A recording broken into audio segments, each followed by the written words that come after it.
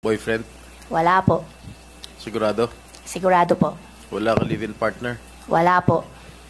Yung live-in partner mo, nagmamanage ng POG operations mo sa Bamban? Hindi po. Sigurado ka? Sigurado po ako. Wala ka relasyon sa isang public official? Wala po. Marami na po sila nalilink po sa akin simula po na buksan pong issue. Sobrang dami na po nila nililink po sa akin pero wala pong partner, wala Paano nililink sa'yo?